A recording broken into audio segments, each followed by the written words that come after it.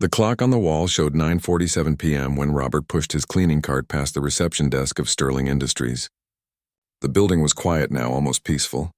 Just the way he liked it. During the day, this place buzzed with hundreds of employees rushing around, talking on phones, clicking away at keyboards. But at night, it belonged to him. Well, him and the security guard downstairs who barely looked up from his phone anymore. Robert had been working here for 7 years.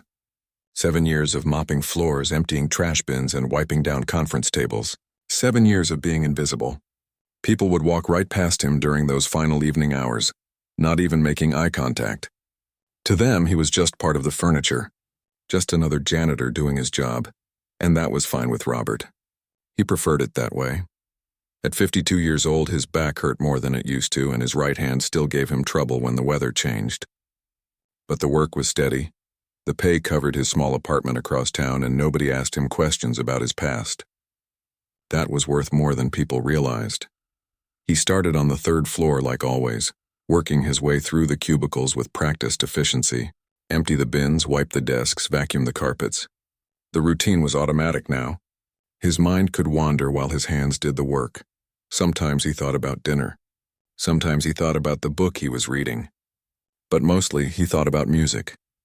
Music was always there, playing in the back of his mind like a radio he couldn't turn off.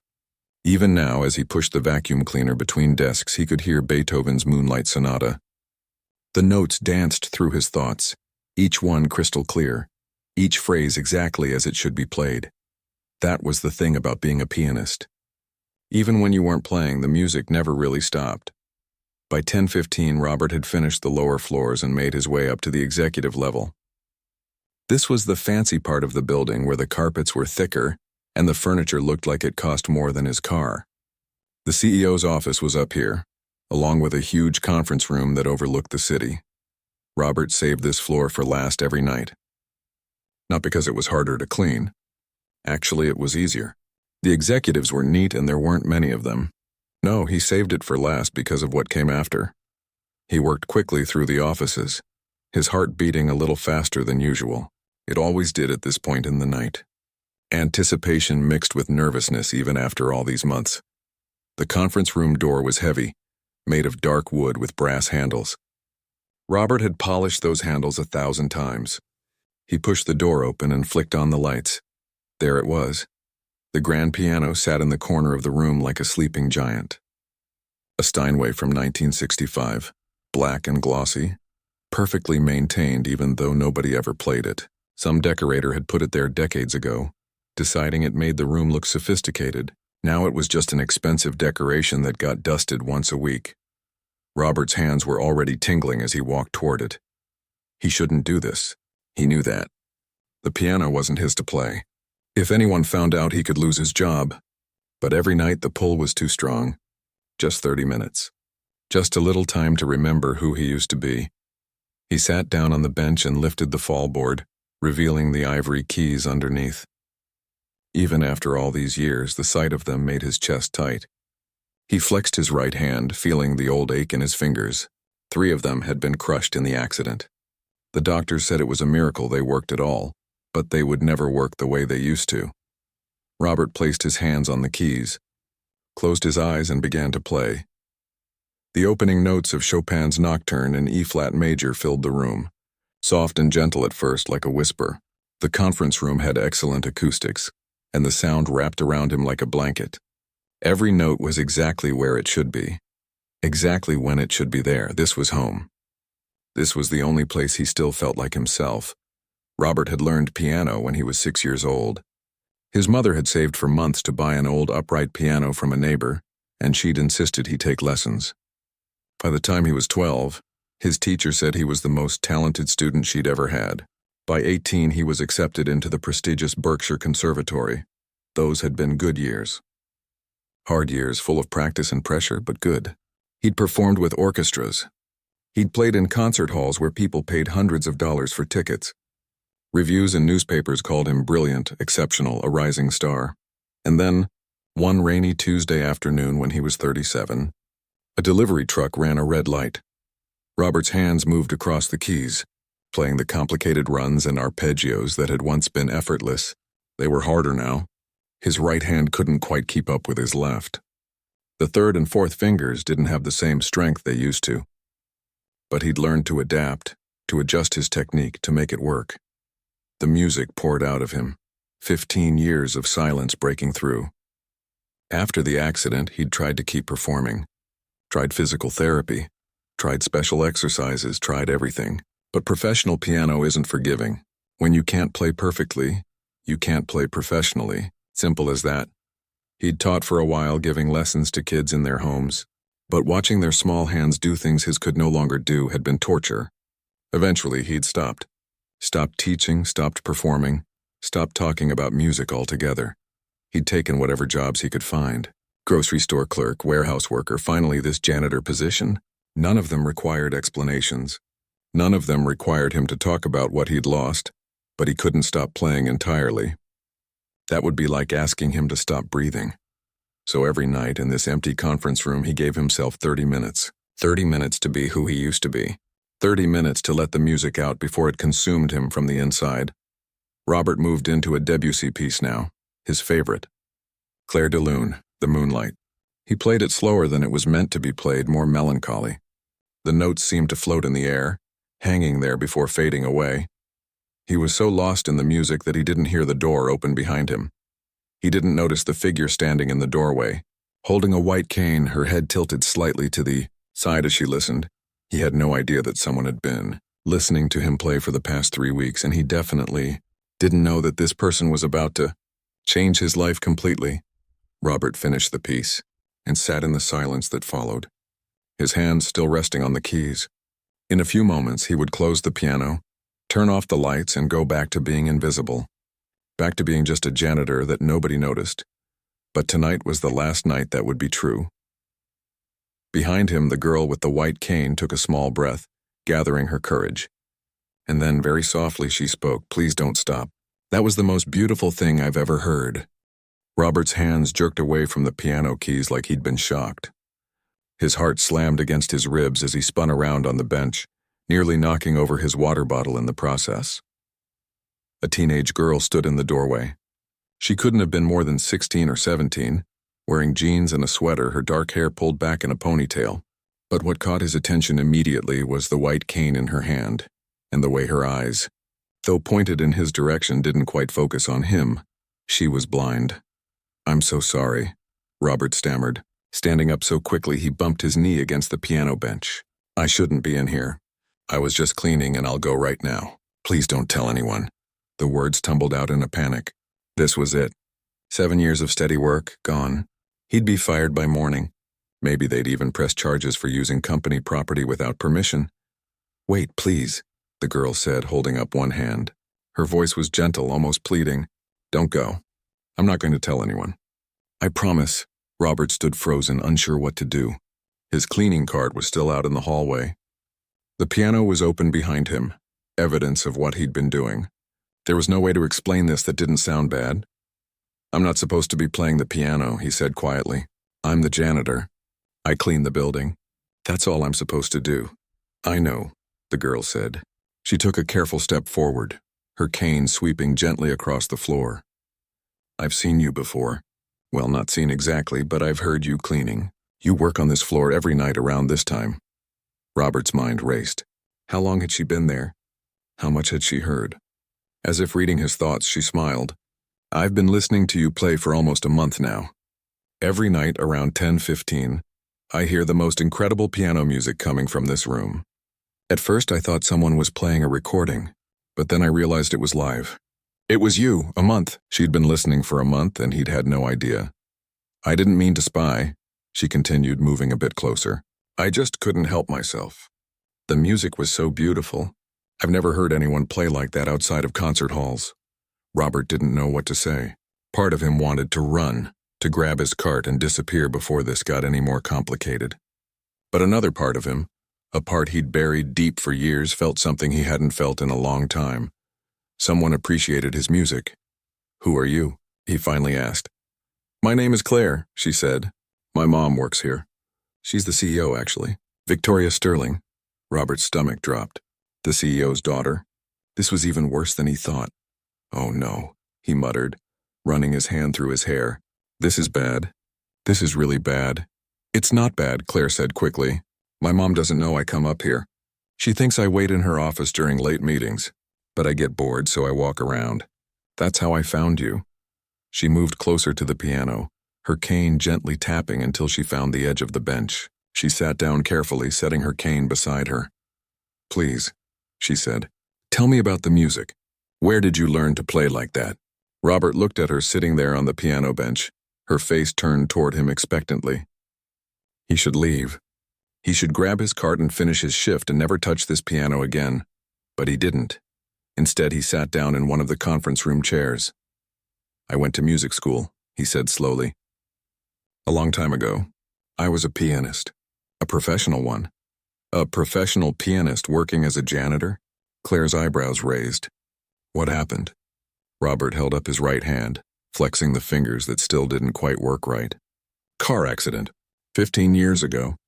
Crushed 3 fingers. They healed, but not well enough to play professionally anymore. But you still play beautifully, Claire said. What I heard just now, that was perfect. It's not perfect, Robert said quietly. Not anymore. I can hear all the mistakes, all the places where my hand doesn't do what it used to. It's good enough for an empty conference room at night, but that's about it. Claire shook her head. I don't hear mistakes. I hear feeling. I hear someone who understands music from the inside out. That's rare, Robert studied her face. She meant it. There was no pity there, no polite lying.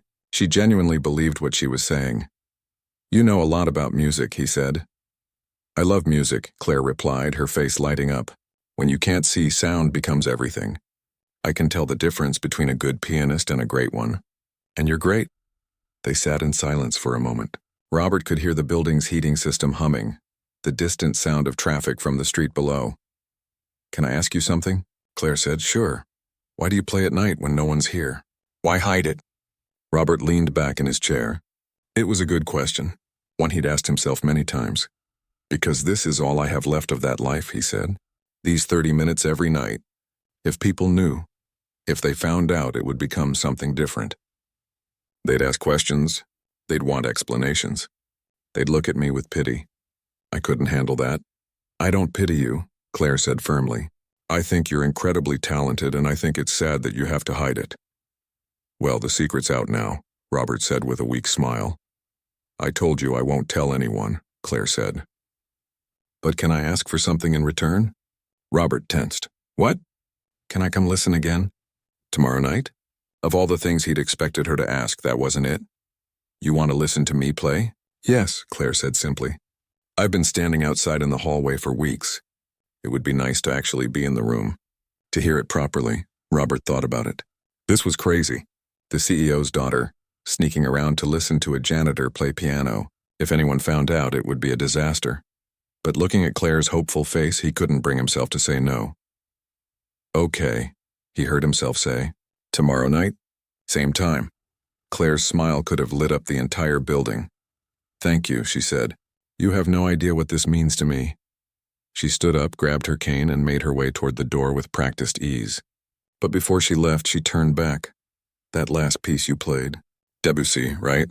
Clair de Lune? Yes, Robert said, surprised. That's my favorite, she said. My parents named me after it.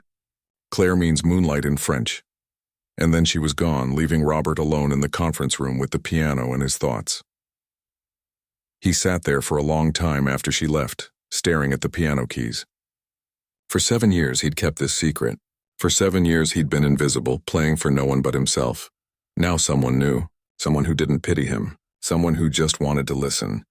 Robert closed the piano lid gently and stood up. He had cleaning to finish, but as he pushed his cart down the hallway, he caught himself smiling. Tomorrow night suddenly seemed very far away. What Robert didn't know was that this was just the beginning. That this chance meeting would turn into something neither of them expected. That the girl named after Moonlight would change everything about his careful, quiet life. But that was tomorrow's problem. Tonight, for the first time in 15 years, Robert felt like maybe his music still mattered to someone, and that was enough. Robert couldn't concentrate on his work the next day. He mopped the same hallway twice without realizing it. He forgot to refill the soap dispensers in the third-floor bathroom. His mind kept drifting back to the girl in the conference room, to the conversation that shouldn't have happened but did. Part of him hoped she wouldn't show up, that she'd forget about it or change her mind, that things could go back to the way they were before, simple and safe and lonely. But another part of him, the part that had felt dead for 15 years, hoped she would come. When 10:15 rolled around, Robert's hands were actually shaking as he pushed his cart toward the executive floor.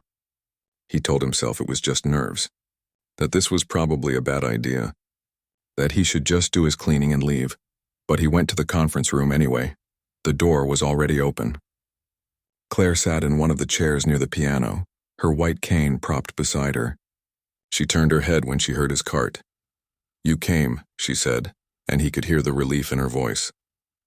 "I work here," Robert said, trying to sound casual. "I come every night." "You know what I mean." Robert did know. He parked his cart outside and walked into the room, closing the door behind him. For a moment, they just stood there in awkward silence. "I wasn't sure you'd want me here," Claire said quietly. "I thought maybe you'd changed your mind." "I almost did," Robert admitted. "This is weird, right? I mean, I'm 52 years old, cleaning toilets for a living, and you're the CEO's daughter. This doesn't make sense." "Music doesn't have to make sense," Claire said. "It just has to be real." Robert walked over to the piano and sat down on the bench. Claire stayed where she was, giving him space. "What should I play?" he asked. "Whatever you want," Claire said.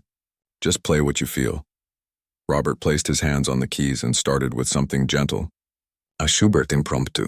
The notes flowed out soft and melancholic. He could feel Claire listening, really listening, in a way that was different from just hearing. When he finished, she was quiet for a moment. "That was sad," she finally said. "Most of what I play is sad." "Why?"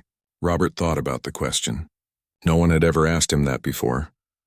"Because that's what I feel, I guess. I lost something I loved. That kind of loss doesn't really go away." Claire nodded slowly. "I understand loss. I lost my sight before I could even remember having it. I was born with it. But people always tell me I can't miss what I never had." "That's not true," Robert said. "You can miss the idea of something, the possibility of it." "Exactly," Claire said, leaning forward. "Everyone treats me like I'm broken. Like I need to be protected from everything. My mom especially. She means well, but sometimes I feel like I'm living in a bubble." Robert understood that feeling more than she knew. He'd been living in his own bubble for years. A bubble made of cleaning supplies and silence. "Can I ask you something?" Claire said. "Sure. Why did you stop performing? I mean, I know about your hand, but you can still play. Maybe not perfectly, but better than most people ever could. Why give it up completely?" Robert flexed his right hand, feeling the familiar ache. "Because in that world, almost perfect isn't good enough. When you're competing with people who can play flawlessly, someone with a damaged hand doesn't stand a chance.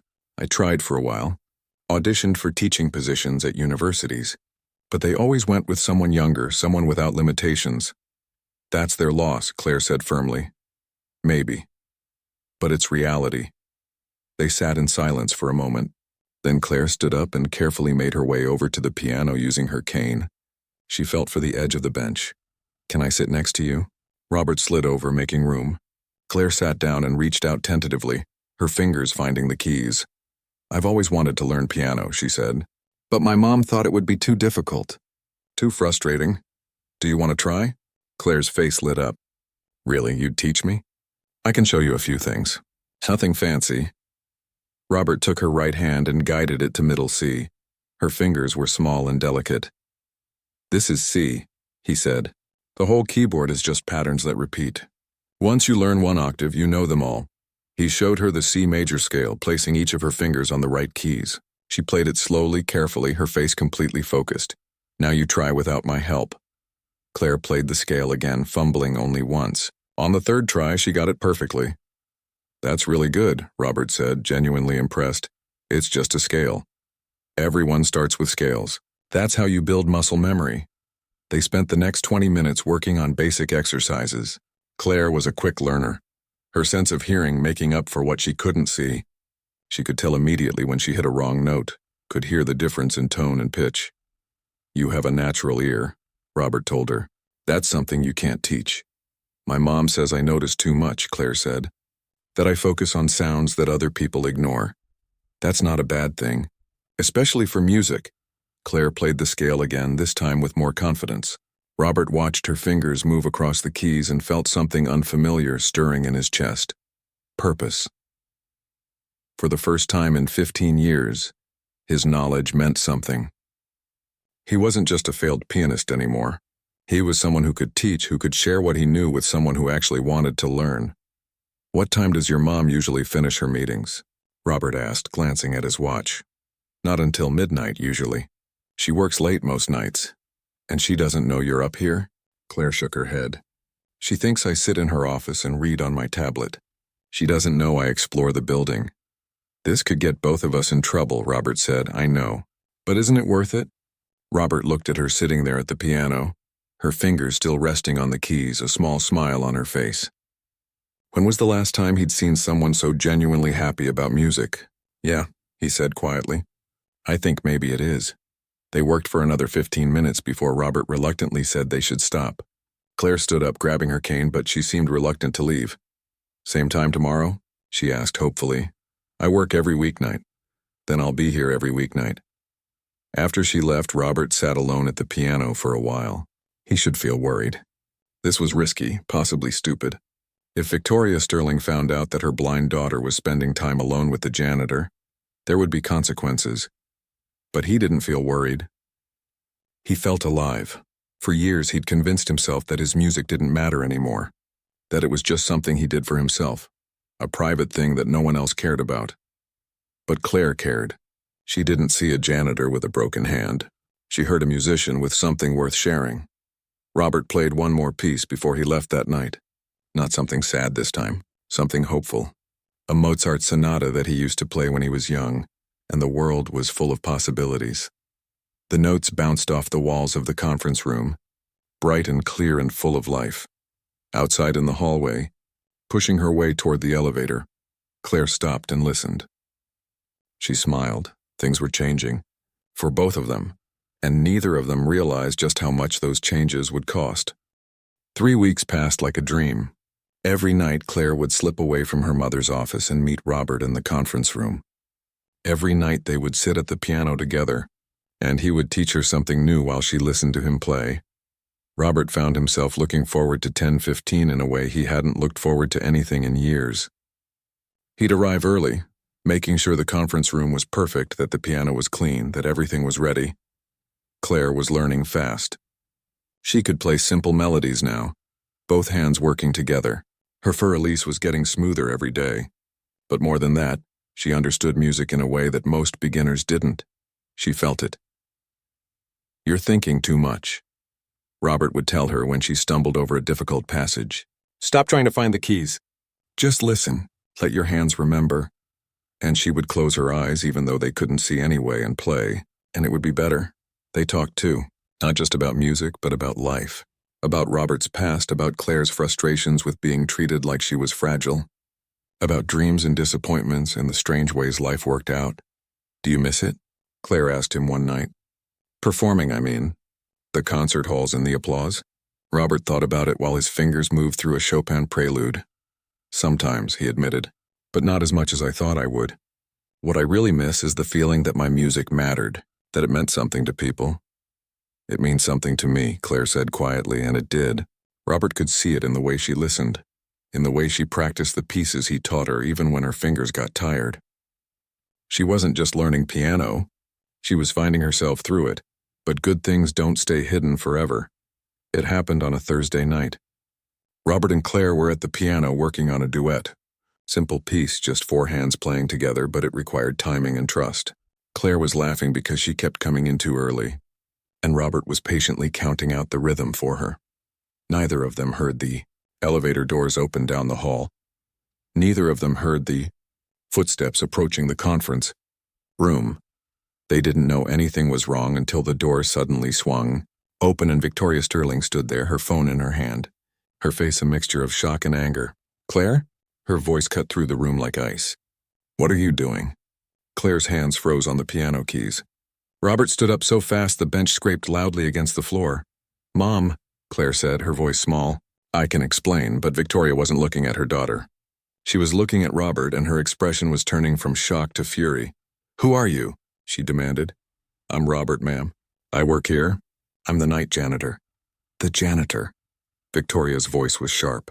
"And you thought it was appropriate to be alone with my 16-year-old daughter at nearly 11 o'clock at night?" "It's not like that," Claire said quickly, standing up and reaching for her cane. "Mom, please. He was just teaching me piano." "Teaching you?"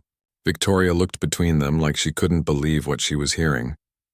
"Claire, what were you thinking? You told me you were in my office." "I know, but I wanted to learn music, and Robert is an amazing pianist, and I don't care what he is," Victoria interrupted. She pulled out her phone. "I'm calling security." "No." Claire's voice cracked. "Mom, please don't. He didn't do anything wrong." But Victoria was already dialing. She spoke into the phone, her voice cold and controlled. "This is Victoria Sterling. I need security on the executive floor immediately." Robert felt his stomach drop. This was it. Not just his job, but possibly worse. He could see how this looked. A middle-aged janitor, alone with the boss's teenage daughter. Nobody would believe the truth. "Mrs. Sterling," he said, trying to keep his voice steady. "I understand how this looks, but I promise you, nothing inappropriate happened. Claire heard me playing piano one night and asked if I would teach her. That's all." "Save it," Victoria said coldly. "You can explain to security, and possibly the police." "The police?" Claire gasped. "Mom, you can't be serious. He's my friend. He's a janitor who's been secretly meeting with you without my knowledge or permission." "That's not a friend, Claire. That's predatory behavior." The word hit Robert like a punch. Predatory. He'd never thought of himself that way. He'd just been teaching a girl who wanted to learn music. But he could see now how others would view it. 2 security guards arrived within minutes. They were people Robert knew, had said hello to 100 times. Now they looked at him like he was a stranger, like he was dangerous. "Escort this man out of the building," Victoria told them, "and make sure he turns in his badge and keys. He no longer works here." "Mom, no!" Claire was crying now, tears streaming down her face. "Please don't do this, please." "We'll discuss this at home," Victoria said firmly. She took Claire's arm. "Come on. We're leaving." "I don't want to go," Claire said, pulling away. "You don't understand. Robert is the only person who treats me like I'm normal, like I can actually do something meaningful." "He manipulated you," Victoria said. "He didn't manipulate me. He believed in me." But Victoria wasn't listening. She guided Claire toward the door, and Claire went, still crying, still protesting. At the doorway, she turned back. "I'm sorry, Robert," she said through her tears. "I'm so sorry." And then they were gone. The security guards waited while Robert gathered his few personal items from the maintenance closet. His extra jacket, his lunchbox, the paperback book he'd been reading on breaks. Everything fit into one plastic bag. He turned in his badge at the security desk. 7 years, reduced to a piece of plastic dropped into a basket. "Sorry, man," one of the guards said quietly. "For what it's worth, I never thought you were that kind of guy." Robert just nodded. He couldn't speak.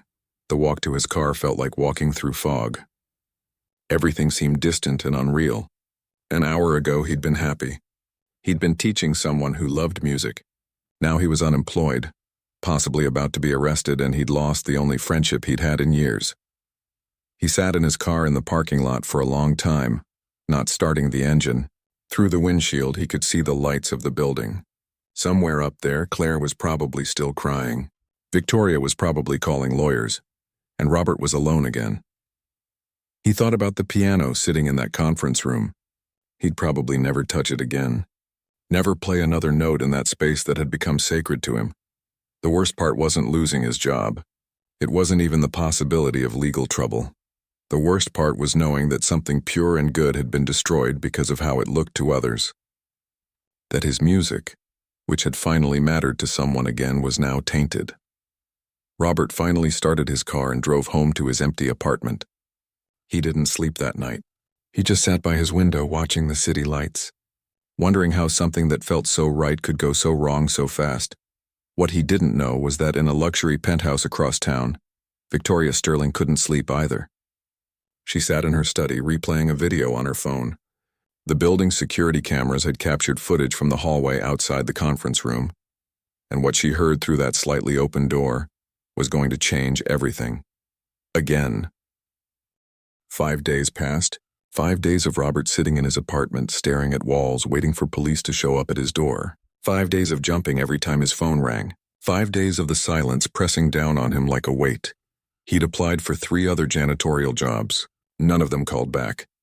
Word traveled fast in the industry, and being escorted out by security wasn't exactly a good reference.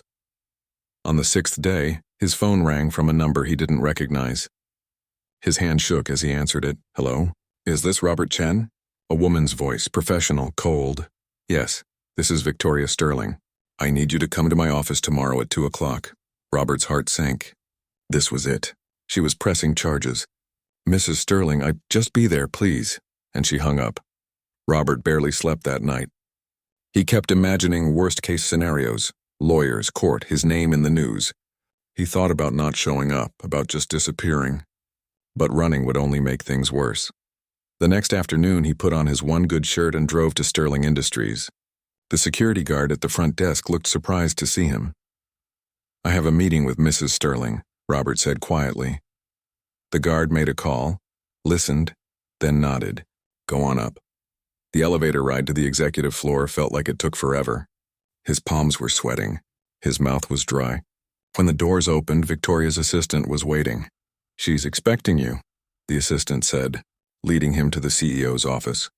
Victoria Sterling sat behind a massive desk, perfectly professional in a dark suit. But she looked tired. There were circles under her eyes that hadn't been there before. "Sit down," she said, gesturing to a chair. Robert sat. He waited for her to speak first. Victoria picked up her phone and tapped something. Then she turned it around so Robert could see the screen. "This is security footage from last Thursday," she said. From the hallway outside the conference room. The door was open slightly. The camera picked up audio. She pressed play. Through the phone's speaker, Robert heard piano music. His piano music, and then he heard voices. His and Claire's. "You're thinking too much. Stop trying to find the keys. Just listen. Let your hands remember," Claire's laugh. "That's easy for you to say. Try again. You almost had it." More piano music. Claire playing, stumbling, trying again. "That's better. See? You just needed to trust yourself.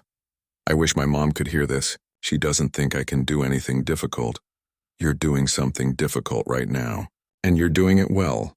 Victoria stopped the recording. She set her phone down and looked at Robert for a long moment. "I've listened to that recording about 50 times, she said quietly. "I've gone through 6 days of security footage. Every night the same thing. You teaching, her learning, nothing inappropriate. Just music." Robert didn't know what to say. "I also did some research on you," Victoria continued. She pulled out a folder. "Robert Chen, graduate of Berkshire Conservatory.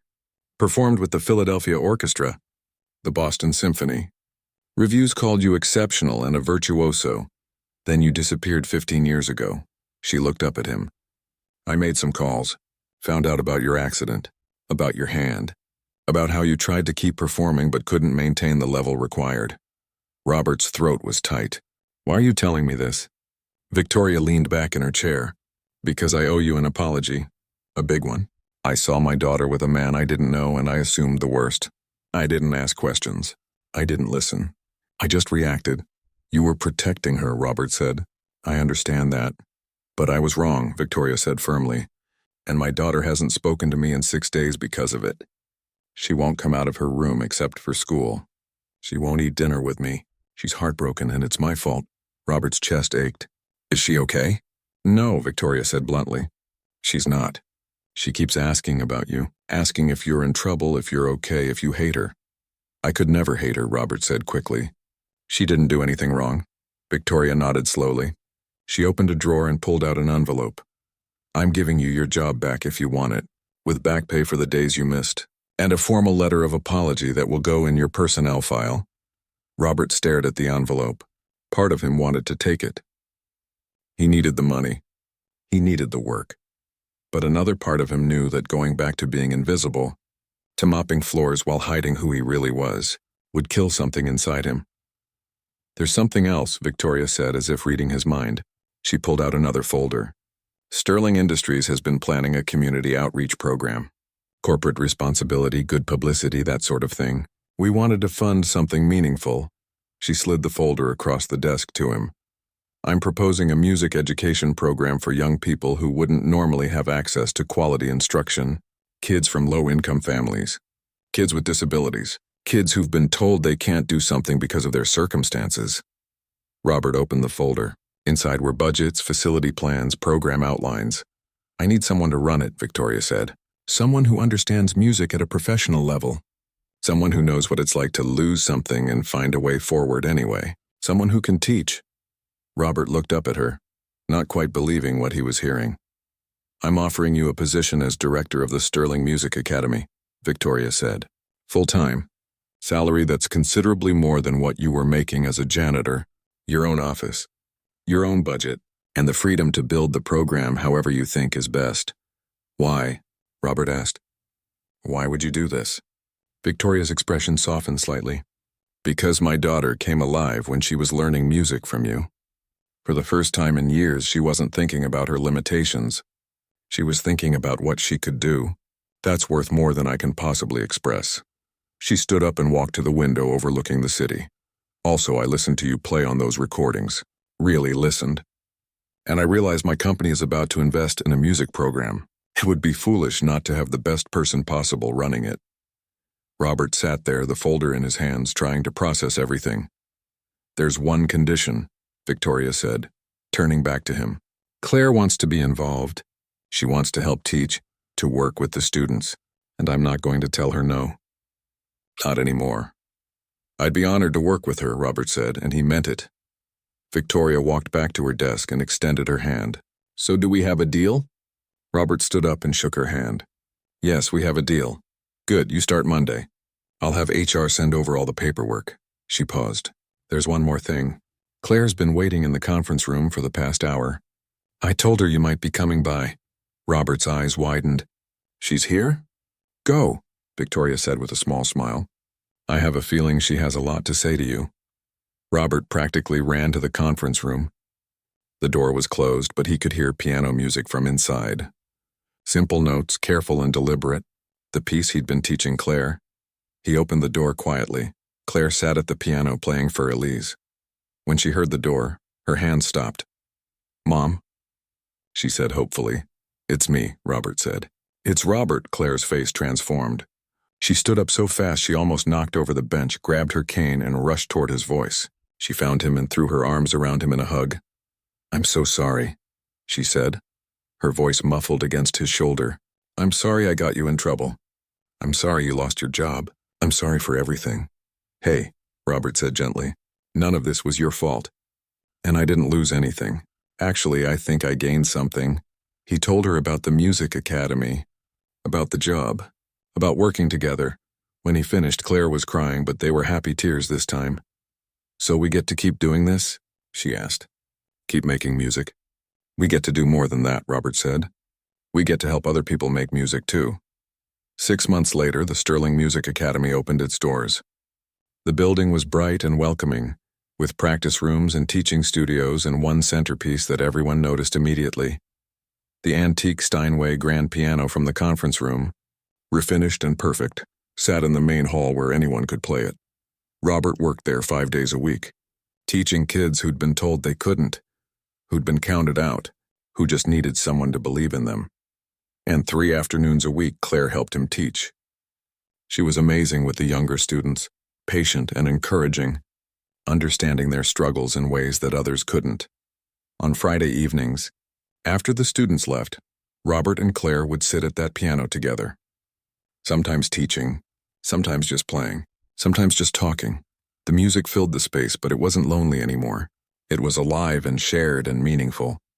Robert had spent 15 years thinking his music didn't matter, that his accident had taken away everything that made him special, but he'd been wrong.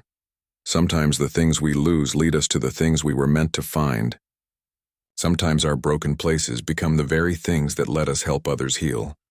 And sometimes the most beautiful music comes not from perfection, but from 2 people who understand that making something meaningful matters more than making something flawless. The janitor who played piano in secret had found his way back to the light, and he'd brought someone with him.